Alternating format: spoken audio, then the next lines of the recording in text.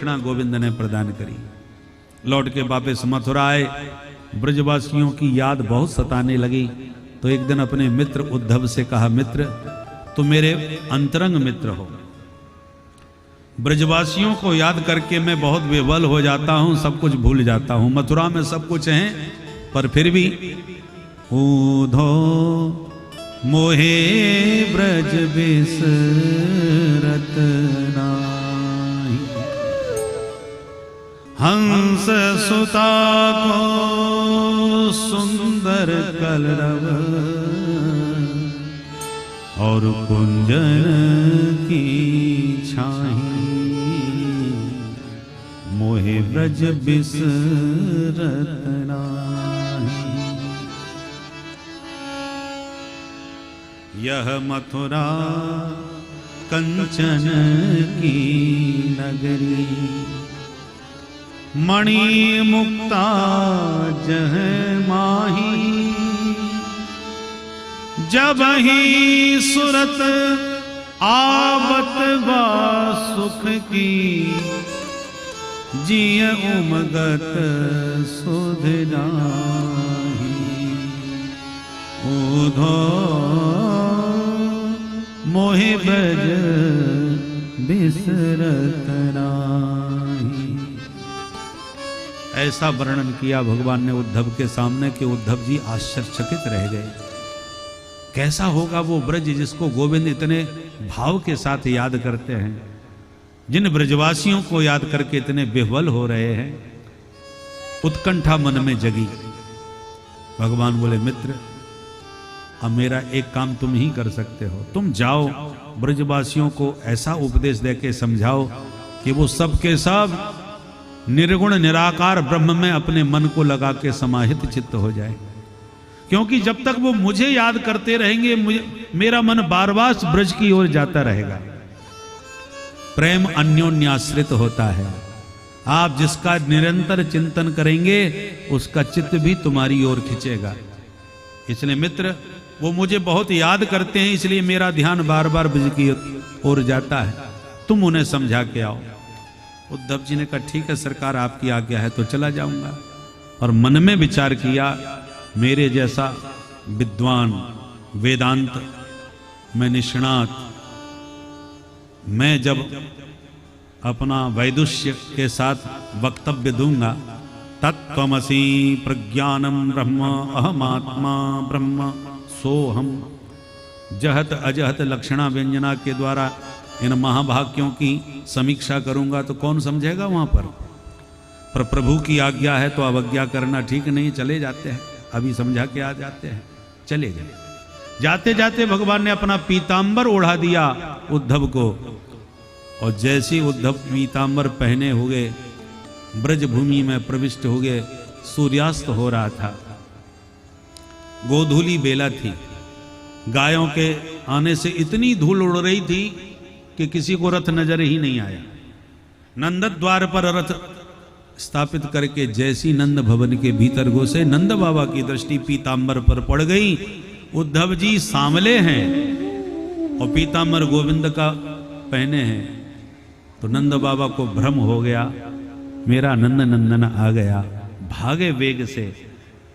नंद प्रीतः परिस्वज्य वासुदेव धिया। कृष्ण की भावना से तुरंत उद्धव को गदगद होकर हृदय से नंद बाबा ने लगा लिया। पर उद्धव जी ने जब अपना नाम लेके प्रणाम किया, तब नंद बाबा सावधान हुए। पर प्यारे की हर वस्तु प्यारी लगती है। मेरा कृष्ण नहीं आया कोई बात नहीं, परंतु उसका संदेश लेकर के उसका सखा तो आज आया। अनेक कुशलक्षेम उद्धव से पूछने लगे। सारी रात नंद बाबा उद्धव जी से चर्चा करते रहे, कृष्ण कैसा है, उसे कभी हमारी याद आती है कि नहीं। भाव विबल होकर के गदगद कंठ हो जाते हैं। जसोदा मैया की वाणी से तो एक शब्द नहीं निकल पाता। कृष्ण नाम मुख से निकलते ही अत्यंत भाव विबल हो जाते हैं। और उन्हें सदा यही स्मरण में रहता है कि कृष्ण अंतःपुर में विश्राम कर रहे हैं, अभी माखन खा के सोए हैं, और उसी भाव में सदा डूबी रहती है। सारी रात बातों बातों में कैसी बीत गई पता ही नहीं चला। उद्धव जी ने बहुत समझाया। इतने में गोपियों को पता चला कि कोई आया है, तो रथ को घेर के खड़ी हो गई। अरे रथ तो ये वही है, इसी में बैठ के गए थे हमारे घनश्याम, लगता है अक्रूर आ गया। तब तक उद्धव जी यमुना स्नान करके प्रातःकाल लौट रहे थे। उन पर दृष्टि गई तो चारों तरफ से घेर लिया। अरे ये तो बिल्कुल हमारे प्रियतम जैसा ही है, कौन है? जब उद्धव जी ने कहा मैं तुम्हारे लिए तुम्हारे गोविंद का संदेश लेके आया हूं, फिर तो गोपियों ने प्रश्नों की झड़ी लगा दी। मेरे लिए क्या कहा? उद्धव जी बेचारे किंग कर्तव्य विमूढ़ उनकी भाव स्थिति को देखते ही रह गए। एक गोपी बोली छोड़ बहन, उसको कहां हमारी याद आती होगी, वो तो कुब्जा के प्रेम में हम सबको भूल गया होगा। एक बोली सखी ब्रज को छोड़ के तो वो ऐसा भागा है जैसे जंगल में आग लगने पर सारे बनचर जंगली जानवर भाग जाते हैं उसे छोड़ छोड़ करके। एक बोली हाँ सखी ऐसे भागा है जैसे फलहीन वृक्ष से पक्षी सब उड़ जाते हैं। हजारों दृष्टांत दे डाले। जैसे भोजन करके अतिथि चले जाते हैं, जैसे दक्षिणा लेके पंडित जी चले जाते हैं, जैसे अध्ययन करके विद्यार्थी चले जाते हैं, जैसे धनहीन पुरुष का वैश्या परित्याग करके चली जाती है, जैसे पुष्प का पराग लेके भौरा उड़ के चला जाता है। इतने में एक भौरा गुंजार करता हुआ किशोरी जी के चरणों में बैठ गया, तो गोपियों को लगा ये भी कोई नया संदेश लेके आया है, तो भौरे से बातें करने लगी। इसी गीत का नाम भ्रमर गीत है। भौरे के माध्यम से गोपियों ने यह गीत गाया है। मधुपकितव बंधो मास प्रशांग्री सपत्न्या, मधुपकितव बंधो मास प्रशांग्री सपत्न्या, कुच विलुलित माला कुंकुमस्मश्रुभिः, कुच विलुलित माला कुंकुमस्मश्रुभिः, बहत मधुपतिस्तन्माननीनां प्रसादम्, बहत मधुपतिस्तन्माननीनां प्रसादम्, यदु सदसि विडम्यं यस्य दूतस्त्वमेव, यदु सदसि विडम्यं यस्य दूतस्त्वमेव, मधुपकितव बन्धो मधुपकितव बन्धो मधुपकितव बन्धो। काचित मधुकरम दृष्ट्वा, ये काचित कौन? के प्रेमात्मके सुखे आसमंता चित ज्ञानम यस्याः सा काचित श्री राधा।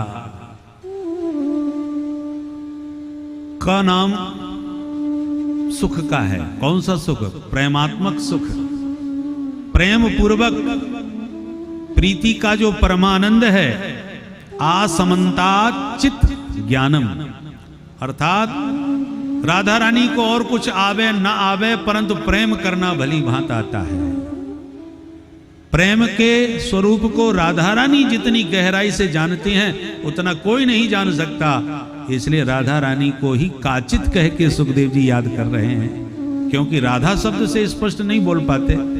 प्रेम समाधि लग जाती है सुखदेव जी की। राधे शब्द कहते ही समाधिस्थ हो जाते हैं। इसलिए काचित कह के किशोरी जी का स्मरण किया के प्रेमात्म के सुखे चित ज्ञानम, जो प्रेम के स्वरूप को भली प्रकार से जानती हैं, प्रेम निभाना जानती हैं, प्रेम करना जानती हैं, तत् सुख सुखित्वम के भाव में सदैव स्थित रहती हैं। ऐसी किशोरी जी राधा रानी भौरे से बातें कर रही हैं। अरे भ्रमर तू उसी कपटी का भेजा हुआ है, और जहां अत्यंत प्रेम होता है ना, वहीं खरी खोटी सुनाने का अधिकारी भी खूब होता है। इसलिए किशोरी जी ने खूब कहा, अरे कपटी के सखा, जैसा तू सांवला काला, बाहर से ही काला नहीं है, पेट का भी काला है, ऐसा ही तेरा स्वामी वो भी जन्म जन्म का कपटी है। मोहरा तो स्वभावतः गुनगुन गुनगुन कर रहा है। एक गोपी बोली, हमसे पूछ रहा है क्या कपट किया तुम्हारे साथ, बताओ जरा। तो एक गोपी बोली, मैं सुनाऊं। एक बात बता भौरे, भाइयों में लड़ाई झगड़े भी होते हैं, फिर राजीनामा भी हो जाता है। अच्छे पढ़े लिखे भाई जब आपस में लड़ बैठते हैं तो बंदर तो 24 घंटे ही लड़ते रहते हैं। बंदरों की तो प्रकृति है, आपस में लड़ते रहेंगे नेक नेक बात पर। और तुम किसी बंदर को पकड़ लो, फिर देख लो सारे बंदर तुम पर हमला कर देंगे, सब संगठित हो जाएंगे एक क्षण में। इन बंदरों से ही हमें सीख लेना चाहिए। ऐसी कौन जाति है ऐसी कौन सा वर्ण है जिसमें भेद न हो। सारे भेदभावों से ही भरा हुआ है संसार। केवल सनातनियों में ही भेद नहीं है, वर्ण व्यवस्था के रूप में 4 भेद है, ब्राह्मण क्षत्रिय वैश्य शूद्र। केवल हिंदुओं में ही भेद नहीं है, क्या मुसलमानों में नहीं है? सिया हैं, सुन्नी हैं, पठान हैं, आदि आदि कई भेद हैं उनमें। परंतु इस्लाम जब खतरे में पड़ता है तो केवल वो मुसलमान होते हैं, सिया सुन्नी के सारे भेद भूल जाते हैं। बंदरों में भी यह देखने को मिलता है। पर हम ही लोग हैं, झगड़ा किसमें हो गया? बोले साहब जाटों में हुआ है और मुसलमानों में हुआ है। किसमें हो गया? बोले ठाकुरों में हुआ है, ठाकुरों से मुसलमानों में हो गया। अरे भैया केवल ठाकुरों से ही हुआ है, तुम हिंदू बुद्ध हिंदू नहीं है क्या? जब देखो महाभारत का सिद्धांत है, अब कथा तो लंबी है इसलिए विस्तार से नहीं सुनाएंगे, संकेत में सिद्धांत का ही संकेत करते हैं।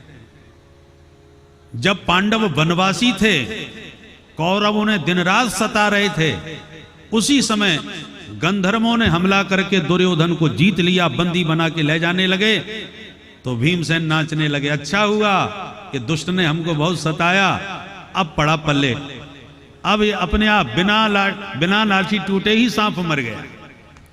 युधिष्ठिर जी ने तुरंत फटकारा और भीमसेन से कहा, तुम क्या बोल रहे हो, वो हमारा भाई है। अरे उसी ने तो हमारी दुर्दशा की है भैया। भीमसेन बोले, युधिष्ठिर जी ने कहा, सुनो भाइयों में झगड़े होते ही रहते हैं, हम भाई हैं, हमेशा लड़ेंगे, लड़ते रहेंगे, परंतु हमारी घर की लड़ाई है और जब आपस में लड़ेंगे तो वो 100 हैं और हम 5 हैं। किंतु यदि बाहर का व्यक्ति हम पर हमला करता है, हमारी लड़ाई का लाभ लेना चाहता है, तो बाहर वाले के लिए हम 105 हैं। कभी अपने अंदर भेद नहीं मानना जीवन में। इसलिए मेरी आज्ञा है, तुरंत जाओ गंधर्वों से युद्ध करो और मेरे भाई दुर्योधन को तत्काल मुक्ति दिलाओ। आदेश सुनकर के तब अर्जुन और भीमसेन को जाना पड़ा, गंधर्वों से युद्ध करके दुर्योधन की मुक्ति करवाई। ये सिद्धांत है। भाइयों में झगड़े होते हैं, हर घर में झगड़े होते हैं, मनमुटाव होते हैं, पर आपस में चाहे जितने भेद हों, बाहर का कोई भी व्यक्ति आपके भीतर के भेदभाव का लाभ ना उठाने पावे, ये हमेशा याद रखना चाहिए। इतिहास से शिक्षा लेना चाहिए। पहले जमींदार, छोटे छोटे राजा आपस में लड़ते भिड़ते रहते थे, इसलिए बाहर के इन आक्रमणकारियों ने उसका फायदा उठाया, एक दूसरे को लड़वाया, फूट डालो राज्य करो की नीति अंग्रेजों ने अपनाई, आपस में लड़ाया और अंत में सबको अपना गुलाम बना करके सत्ता को संभाला। हम सबको बरसों तक गुलामी की दास्ता करनी पड़ी। इसलिए हमें सावधान रहना चाहिए। हम आपस में कितना भी मतभेद रखते हों, परंतु हमारे धर्म पर जब संकट आवे, हमारे राष्ट्र पर जब संकट आवे, तो सारे मतभेद भुला करके हमें सिर्फ भारतीय बन करके, सिर्फ सनातनी हिंदू बन करके संगठित हो करके, क्योंकि जब तक संगठन हमने यद संगठित समय होते हुए हम संगठित नहीं हुए, तो अपने अस्तित्व को हम गंवा बैठेंगे, अस्तित्व को खतरे में डाल देंगे। इसलिए हमें सदैव सावधान रहने की आज वर्तमान में विशेष आवश्यकता है। बोल भारत माता की, सनातन धर्म की। गोपियां कह रही हैं, भ्रमर, बाली सुग्रीव बंदर जाति के थे, हो गया झगड़ा आपस में, पर तेरे इस काले कपटी स्वामी ने सुग्रीव को सखा बना लिया और बाली को छुप के बहेलिया की तरह उस बेचारे का शिकार कर दिया। बोलो उसके साथ अन्याय नहीं किया इसने? दूसरी बोली, बहन मैं भी सुनाऊं एक कहानी। सुना। बोले बेचारी सूपनखा इनसे शादी कराने आई, बड़ा सुंदर मेकअप करके हाथ जोड़ के बोली हमसे शादी कर लो, क्योंकि तुम्हारे पिताजी ने भी 3-3 शादी करी हैं। अरे इसकी तुम्हारा विवाह हो गया तो क्या हुआ? पर इस कपटी ने उसको नकटी करके भगा दिया। विवाह तो किया ही नहीं और दूसरे के मतलब की छोड़ी नहीं। अब बोल, ऐसा कोई प्रेमी मिलेगा जो अपने प्रेम करने वाले के साथ इतना क्रूर व्यवहार करे? एक बोली, मैं भी सुनाती हूं सखी एक कहानी। क्या? बोले एक दिन ये बौना बन के बलि के यहां गया था, छोटे छोटे चरणों से भिक्षा मांगी कि मुझे 3 चरण भूमि दे दो, और नापने का नंबर आया तो ऐसे लंबे चौड़े हाथ पैर बढ़ा दिए कि बेचारे का सर्वस्व लूट लिया। उद्धव जी खड़े खड़े सुन रहे थे, उनके होश उड़ गए। मैं इनको गंवार ग्वाली नहीं समझ रहा था, ये तो सब जानती हैं, वे ही राम हैं, वे ही कृष्ण हैं, वे ही वामन हैं। चरणों में गिर पड़े। 6 महीने तक उद्धव जी को होश नहीं आया कि मुझे लौट के जाना है। अंत में ब्रज गोपियों की चरण रज को माथे से लगा के कहते हैं, आसाम हो चरण रेणु जो साम हम श्याम, वृंदावने किमपि गुलमलतौ सदीना। हे प्रभु, मैंने जीवन में जो भी पुण्य किए हों, एक ही फल मांगूंगा कि श्री धाम वृंदावन में मुझे जन्म मिले। जब जब जन्म मिले वृंदावन का वासी बनो। गुलमलता औषधि जो चाहो बनाओ, पर ब्रज में भेजो। ऐसी भावना से भरे लौट के वापस गए। देखते ही दूर से भगवान मुस्कुरा के बोले, आओ ज्ञानी जी महाराज। ऐसा प्रवचन दिया, 6 महीना का समय लगा दिया। उद्धव जी बोले, बात मत करो, तुम कितने निष्ठुर निर्दयी हो, ये आज मुझे पता चला। और जो खरी खरी भगवान को सुनाना प्रारंभ किया, प्रभु हंसने लगे, प्रसन्न होके बोले, अब मैं समझ गया कि तुम पर पूरा ब्रज का रंग चढ़ गया। हृदय से लगा करके कहा, मित्र यही रूप तुम्हारा देखना चाहता था। भगवत रसिक रसिक की बातें रसिक बिना कोई समझ सके ना। मैं गोपियों के प्रेम की चर्चा करना चाहता था, पर कोई सुनने वाला नहीं था। एकमात्र तुम मेरे मित्र हो, पर तुम प्रेम से कोसों दूर थे। सुनाता तो तुम बदले में मेरे कोई प्रवचन सुनाने लग जाते। पर अब तुम मेरी बात को समझ पाओगे, क्योंकि प्रेम क्या होता है तुमने प्रेमियों के बीच रह के जान लिया। ऐसे प्रेमी उद्धव के साथ एक दिन कुब्जा के घर कृपा करी और एक दिन अक्रूर जी को भी अनुग्रही